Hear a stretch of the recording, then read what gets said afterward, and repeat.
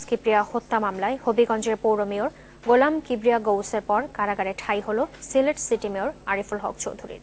সকাল 9:30টার দিকে হবিগঞ্জ আদালতে আত্মসমর্পণ করে জামিন আবেদন করেন আরিফুল হক। আদালত জামিন নামঞ্জুর করে তাকে কারাগারে পাঠানোর নির্দেশ দেন। এর আগে আদালতে পৌঁছে সাংবাদিকদের কাছে মেয়র অভিযোগ করেন, রাজনৈতিকভাবে হেয় করতে কিবরিয়া হত্যা মামলায় জড়ানো হয়েছে তাকে। মঙ্গলবার সকাল 9:30টার দিকে সাবেক অর্থমন্ত্রী কিবরিয়া হত্যা মামলায় হবিগঞ্জ আদালতে হাজির হন সিলেট সিটি মেয়র ও বিএনপি নেতা আরিফুল হক চৌধুরী। এ সময় আদালত প্রাঙ্গণে উপস্থিত গণমাধ্যম কর্মীদের কাছে আরিফুল দাবি করেন, তিনি রাজনৈতিক প্রতিহিংসার শিকার। বিপুল ভোটে মেয়র নির্বাচিত হওয়াই কাল হয়ে দাঁড়িয়েছে তার জন্য। আমাকে ষড়যন্ত্র এবং প্রহসনমূলক এই অভিযোগের সঙ্গে আমি ন্যূনতম সম্পৃক্ত না। এর জন্য আমি আল্লাহর কাছে বিচার প্রার্থী। আমি একজন অসহায়, এই জন্য যে আমাকে এই ধরনের একটি জঘন্য মামলা জড়ানো হয়েছে।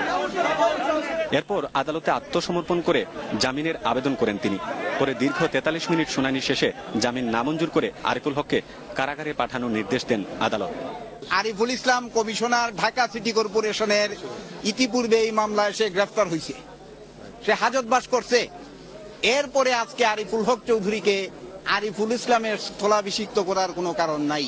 স্বনামধন্য ব্যক্তির হত্যাকাণ্ডকে নিয়ে যেভাবে রাজনৈতিক কার্যকলাপ চলছে, এইটা অবশ্যই কোনো সুস্থ মানুষ মেনে নিতে পারে না। প্রায় 9 বছর তদন্ত শেষে ওনার যে সম্পৃক্ততা আছে, তৎকালীন 4 দলীয় জোট সরকারের স্বরাষ্ট্র প্রতিমন্ত্রী লুৎফুজ্জামান বাবরের বাসায় বসে আজকের যিনি আসামি, তিনি তাকে সিলেট বিভাগের দায়িত্ব প্রদান করা হয়েছিল। 2 দিন আগে 28শে ডিসেম্বর একই মামলায় এই আদালতে আত্মসমর্পণ করেন হবিগঞ্জের পৌর মেয়র গোলাম কিবরিয়া গৌস। কিবরিয়া হত্যা মামলায় আরিফুল হক চৌধুরী, জি.কে. গৌস এবং সাবেক প্রধানমন্ত্রী খালেদা জিয়ার রাজনৈতিক সচিব হারিস চৌধুরী সহ 11 জনের বিরুদ্ধে গত 21শে ডিসেম্বর গ্রেফতারি পরোয়ানা জারি করেন আদালত।